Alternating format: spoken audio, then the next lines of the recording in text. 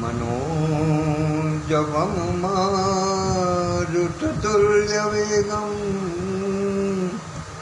जितेन्द्रियं बुद्धिमतां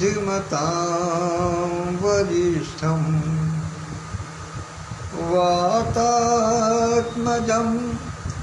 वानरयूथमुख्यं श्रीरामदूतं शरणं प्रपद्ये। श्रीरामदूतं शरणं प्रपद्ये। अतुलितबलधामं हेमशैलाभदेहं धनुर्वनकृशानुं ज्ञानिनामग्रगण्यं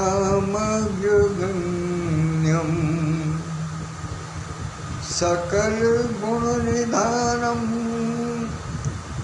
वानराणामधीशं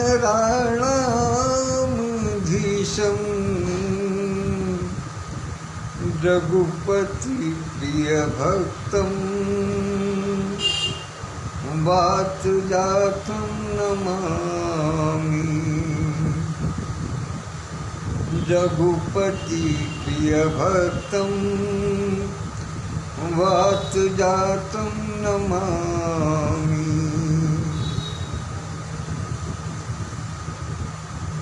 पूर्ण ब्रह्म 12 कलाओं के अवतार भगवान श्री राम के अनन्य भक्त अंजनी पुत्र श्री हनुमान जी के चरणों में नमन वंदन करता हूँ। और आज प्रातःकालीन सभा में उपस्थित न होने के लिए क्षमा मांगते हुए इस समय अपने मन के कुछ उद्गार आप सबके समक्ष रखने की आज्ञा चाहता हूँ। जैसा कि आप सबको विदित है कि मैं आज यात्रा में था और अब अपने गंतव्य पर पहुंच चुका हूं। तो चूंकि मैं कोई बात अपने घर से छुपाता नहीं, अतः बता रहा हूं कि आज इस समय सहारनपुर में जो पंजाब का बिल्कुल बॉर्डर लगा हुआ है, उत्तर प्रदेश से उत्तराखंड से उत्तर लगा हुआ है, देहरादून से उत्तराखंड से सीमा लगी हुई है, इधर हरियाणा से सीमा लगी हुई है, इधर उत्तर प्रदेश में जो सहारनपुर नामक विशिष्ट स्थान पर मैं उपस्थित हूँ। तो आइए व्यर्थ की बातों में समय न गवाते हुए आज के वाक्यांश पर चर्चा करते हैं। आज का वाक्यांश रहा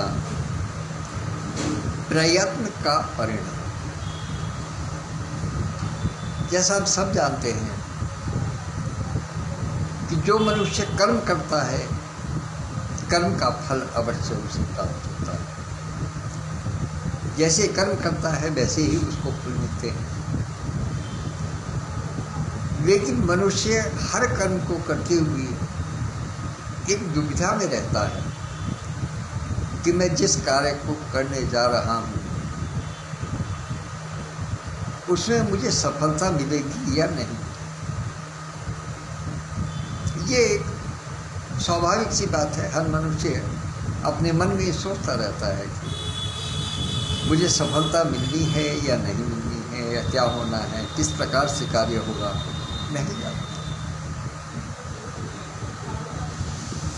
लेकिन कभी कभी कोई कठिन कार्य होता है, उसको जब हम करने के लिए चलते हैं तो अधिक दुविधा होती है। ये भी स्वाभाविक है, क्योंकि जिस काम को पहले से करते रहे हैं उसका अभ्यास है या कहिएगा उसके विषय में जानकारी है, तो उसको करने में कोई ऐसी कभी दुविधा नहीं होती। लेकिन जो काम पहली बार कर रहे हैं और बड़ा कार्य कर रहे हैं तो निश्चित रूप से उसके लिए मन में दुविधा रहती है। अब यहाँ पर मनुष्य के प्रकार में अंतर आ जाता है उसके परिणाम के लिए। कुछ ऐसे होते हैं जो कि सोचते हैं और सोचने में जब ये पाते हैं कि ये कार्य कठिन है और हो सकता है कि हमसे ना हो, संभावना वहाँ भी हो सकता है कि ही रहती है कि हो सकता है ये कार्य हमसे ना हो, तो वो प्रयास करना बंद कर देते हैं। वो ये मान बैठते हैं कि नहीं, ये कार्य हमसे होगा नहीं, तो लिहाजा इसमें हाथ डालने से कोई फायदा नहीं। जैसे कुछ लोग कहते हैं कि जिस रास्ते नहीं चलना उसके कोस क्या गिनने, अर्थात जिसका पता है कि जो मंजिल हम नहीं पा सकते हैं या हमारी सामर्थ्य में, हमारी क्षमता में नहीं है उस मंजिल को पाना, तो उसके लिए हम फिर आकार प्रकार और इधर उधर की बात क्या करनी, विकल्प क्या तलाशें, संकल्प क्या लें, कैसे करें, वो बात, उससे कोई फायदा नहीं, कोई लाभ नहीं है। अपनी क्षमता के अनुसार ये आदमी को सोचना चाहिए, क्षमता के अनुसार ही विचार करें। लेकिन मेरा मानना ये है कि यदि कोई बड़ा कार्य सामने है तो उसके लिए मनुष्य को प्रयत्न अवश्य करना चाहिए। सफलता असफलता एक अलग विषय है, लेकिन किसी विषय के लिए प्रयत्न न करना ये अकर्मण्यता है। गीता में कहा गया है कि कर्मण्येवाधिकार अस्ति मा फलेषु कदाचन, कि कर्म तो करो, फल की चिंता क्यों करते हो। और यदि आप कर्म ही नहीं करेंगे, आप किसी कार्य को करने के लिए प्रयत्नशील ही नहीं होंगे, तो फिर किस प्रकार से तो आपका कार्य सिद्ध हो सकेगा और किस प्रकार से आप उसके अंदर अपने आप को इन्वॉल्व कर पाएंगे, कैसे आप उसका श्रेय ले पाएंगे। बहुत से लोगों का ये होता है कि जो बड़ा काम हुआ उठा करके दूसरे की तरफ को सरका दिया, कहने लगे ये काम आप कर लो। अरे भाई, आपको क्या हुआ? आप स्वयं प्रयत्न नहीं करेंगे तो कार्य का आपको अनुभव कैसे होगा। मान लिया पहली बार में आपको जो है वो असफलता मिल गई, लेकिन इस बात को क्यों भूल जाते हैं कि इस प्रयत्न करने का ही नतीजा था कि असफलता ही सही, लेकिन आपको कुछ सीख तो मिली, आपने कुछ रास्ता तो चला, कहीं तक तो आप पहुंच पाए, कुछ तो आपने किया, उसका जो अनुभव है वो अगली बार को आपके काम आएगा। तो हर प्रयत्न का परिणाम मिलता है। ऐसा नहीं है कि कोई भी प्रयत्न, कोई भी कर्म जो है वो निष्फल जाता है। निष्फल कोई कर्म नहीं जाता, और किसी का फल ना मिलता हो ये भी संभव नहीं है, क्योंकि संस्कृत में पहले ही कह दिया जा चुका है कि अवश्यमेव भोक्तव्यम कर्म फल शुभाशुभम। शुभ हो या अशुभ हो, कैसा भी कर्म हो, उसका फल आपको निश्चित रूप से भुगतना होगा, उसका फल आपको निश्चित रूप से प्राप्त होगा। अर्थात जो आपने प्रयत्न किया है, जो आपने कर्म किया है, उसका परिणाम आपको अवश्य ही मिलेगा। वो अच्छा मिले या बुरा मिले, कुछ कैसा भी मिले, सफलता के रूप में मिले या असफलता के रूप में मिले, लेकिन हर प्रयत्न का परिणाम मिलना अवश्यंभावी है। अब हम जरा इस अपनी विचारधारा को थोड़ा दूसरी तरफ मोड़ देते हैं, एक दूसरी दिशा में इसको लेकर के चलते हैं। ये एक मान्यता है कि जिस समय हम ईश्वर के दरबार से चले हैं यहाँ के लिए, उस समय हम ये सोच करके चले हैं, या कहिएगा कि जिस समय हम इस संसार को छोड़ करके चले हैं प्रभु की तरफ, यानी जिस समय हमारी मृत्यु हुई, अंतिम समय जब हमारा आ गया है, तो उस समय हम ये सोचते हैं कि हमने बहुत कुछ गलत किया है, अब आगे यदि अवसर मिलेगा तो हम कुछ गलत नहीं करेंगे, कोई ऐसा कार्य नहीं करेंगे जिससे कि हमें कष्ट भुगतना पड़े, या जो कार्य ईश्वर को पसंद ना हो हम ऐसा कोई कार्य नहीं करें। ईश्वर ने जो नियम बनाए हैं, जो सिद्धांत प्रतिपादित किए हैं, या जो हमारे गुरुजन माता पिता, जो हमारे बुजुर्ग जो हमें सलाह देंगे, जो हमें उचित सलाह देंगे, संत ऋषि महात्मा, अर्थात जो भी सदाचार के कार्य हैं वो हम करेंगे। ये मन में विचार करके हम यहाँ से जाते हैं। अंतिम समय में यही विचार होते हैं, क्योंकि कहते हैं कि जिस समय यमदूत सामने दिखाई देते हैं तो उस समय मनुष्य की कभी बन जाती है, और वो किसी प्रकार से ये प्रयत्न करता है किसी भी प्रकार से मुझे इनसे छुटकारा मिल जाए। लेकिन यम का तो अपना नियम है, वो तो दूत आए हैं तो वो तो लेकर के ही जाएंगे निश्चित रूप से। तो उस समय ये होता है कि कोई भी पुण्य मेरा काम आ जाए लेकिन मुझे इनसे छुटकारा मिल जाए। और जब दिखाई देता है कि कोई पुण्य हुआ ही नहीं है ऐसा कि इनसे छुटकारा मिल सके, तो उस समय यही मन में विचार होता है कि अब आगे जब भी होगा तो बहुत पुण्य करेंगे, कोई गलत काम नहीं करेंगे, किसी की अमानत में खयानत नहीं करेंगे, किसी की और कुदृष्टि नहीं डालेंगे, किसी के लिए बुरा नहीं सोचेंगे, सदैव सदाचार का पालन करेंगे। ये सोच करके चलते हैं और इसी सोच के साथ में हम धरती पर आ जाते हैं, यानी इधर से गए और फिर वापस यहीं आ गए। किस लिए? इसीलिए कि हम ये सोच करके चले थे कि हमें अच्छे काम करने हैं, तो उन अच्छे ही काम को करने के लिए ईश्वर ने फिर हमें दोबारा से इस पृथ्वी पर भेजा कि तुमने जो सोचा था, तुमने जो कहा था, या तुम्हारे मन में जो भाव थे अब उनको पूरा करो। लेकिन क्या होता है कि यहाँ आकर के आप फिर इस दुनिया के प्रपंच में फंस जाता है और फिर 3-5 करने लगता है, सब भूल जाता है कि कब क्या कहा था या क्या सोचा था। एक विश्लेषण एक इस बात का कहता है, शोध बताता है, जो ग्रंथों में मिलता है, कि माता के गर्भ में शिशु हमेशा यही सोचता है कि हे भगवान, किसी तरह से मुझे इस नरक से छुटकारा दिला दो तो मैं आपका भजन करूं। और ये आपको जानकर आश्चर्य तो नहीं होगा, मैं समझता हूँ आप लोग भी इस बात को जानते हैं कि जिस समय शिशु का जन्म होता है उस समय उसकी दोनों मुट्ठियाँ बंद होती हैं, और वो बंद उसकी मुट्ठियाँ इसीलिए होती हैं कि वो ये संकल्प कर रहा होता है क्षण प्रतिक्षण कि मुझे जैसे ही इस अंधकार से छुट्टी मिलेगी, जैसे ही मुझे इस नरक से मुक्ति मिलेगी, तो मैं भगवान का भजन करूंगा। मैं ये संकल्प करता हूँ, मुट्ठी बांधकर संकल्प करता है कि मुझे ये काम करना है। लेकिन जब यहाँ आता है तो कुछ समय तक उसकी मुट्ठियाँ बंद ही रहती हैं,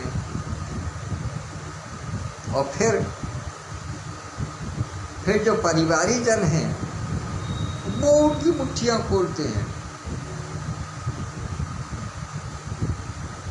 अर्थात वो उस शिशु को अपने जैसा बनाने के लिए उसकी मुट्ठियाँ खोलते हैं और फिर उसके हाथ को सहलाते हैं, हथेलियों को सहलाते हैं। तो उनके अंदर के जो विचार हैं वो बच्चे के अंदर आने शुरू हो जाते हैं। तभी आपने एक सुना होगा गीता था कि बच्चे मन के सच्चे, सारी जगह कहते हैं 3 वर्ष तक 4 वर्ष तक की आयु के बच्चे में किसी प्रकार का कोई छल कपट नहीं होता है। 7 सवा साल तक के बच्चा आपने अक्सर देखा होगा, वो कभी स्वप्न में मुस्कुराने लगता है, कभी स्वप्न देखते देखते रोने लगता है, तो वो उसको सारी पुरानी पूर्व जन्म की जो बातें हैं वो स्मरण रहती हैं। तो वो सोचता है कि नहीं, अब मैं बिल्कुल सही चलूँगा, सही चलूँगा। लेकिन ये जो संसार है उसको फिर अपनी माया में लपेट लेता है। दुनिया पाठ, किताबें पाठ पढ़ाती हैं कि सत्यम ब्रूयात् प्रियम ब्रूयात्, सदा सत्य बोलो और प्रिय बोलो। लेकिन जो व्यावहारिकता है वो ये कहती है कि यदि स्वर्ण का आभूषण बनना है तो उसमें कुछ ना कुछ खोट होना आवश्यक है, वरना तो आभूषण नहीं बनेगा। ये व्यावहारिकता है जो संसार उसको सिखाता है। और फिर यही खोट धीरे धीरे धीरे धीरे करके बढ़ता चला जाता है, हर मनुष्य के ऊपर पाप का आवरण चढ़ता चला जाता है। लेकिन यदि हम धीरे धीरे धीरे धीरे प्रयत्न करते रहें, इस बात के लिए प्रयत्न करते रहें कि हमने क्या सोचा था, हम क्या सोच करके आए थे, हम क्या संकल्प लेकर के आए थे, केवल यही मान करके चले कि हम क्या संकल्प लेकर के आए थे,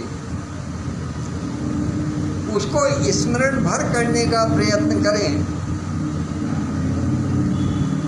तो मुझे विश्वास है, इस बात का मेरा दावा है कि सबको सुखद परिणाम अवश्य ही मिलेंगे। और एक आपको और आश्चर्यजनक बात बताता हूँ, जो हो सकता है कि कुछ लोगों ने सुनी हो और कुछ ने न सुनी हो। कि ये मैंने आध्यात्म रामायण के अंदर इस बात को पढ़ा था, इस प्रसंग को पढ़ा था। उसमें कहा गया है कि मनुष्य अपने जीवन में 2 प्रकार के कार्य करता है, कुछ अच्छे कार्य करता है, कुछ बुरे कार्य करता है। अच्छे कार्यों की परिणति अच्छी होती है, बुरे कार्यों की परिणति बुरी होती है। मनुष्य संसार में जो आता है वो अपने बुरे कर्मों का फल भोगने के लिए आता है, और जो उसने पिछले जन्मों में जो अच्छे कर्म किए हैं वो सब संचित होते रहते हैं, और वो उस समय तक संचित होते रहते हैं जब तक कि उसको ईश्वर की प्राप्ति नहीं हो जाती। अर्थात मनुष्य का जो ये जन्म मरण का जो चक्र है, इसमें मनुष्य को एक बार मोक्ष की प्राप्ति अवश्यम भावी है। इस बात का ध्यान रखें, एक बार मनुष्य को मोक्ष की प्राप्ति आवश्यक है, अवश्यम भावी है, अवश्य मिलती है मोक्ष एक बार। तो जब पता है कि आदमी को एक बार मोक्ष अवश्य मिलना है, तो फिर क्यों ना हम इसी जन्म में ऐसा प्रयत्न करें कि हमें ईश्वर की प्राप्ति हो। जब परिणाम का पता है, प्रयत्न का पता है, तो फिर हम क्यों उस कार्य को पूरी तरीके से नहीं करते, क्यों उसको हम बीच में छोड़ देते हैं। आप जानते हैं, एक बात कही जाती है, कोई निरा बुद्धू होता है कोई व्यक्ति जिसको दिमाग नहीं होता, जो अपने विषय में या किसी बात को सोच समझ नहीं पाता है, उसके लिए क्या कहते हैं, अरे क्या है, तो निरा कोल्हू का बैल है। कोल्हू के बैल से तात्पर्य क्या है?